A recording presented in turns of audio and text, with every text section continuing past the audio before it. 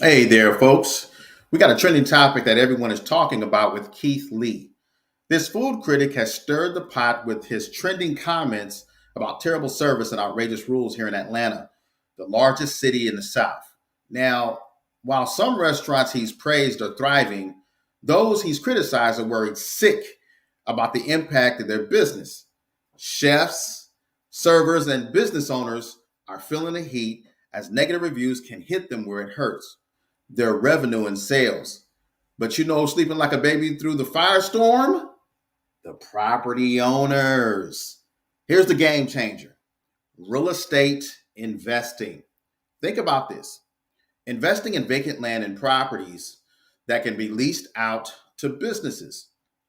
No matter what's happening with restaurant sales, these savvy investors are still raking in lease fees every single month.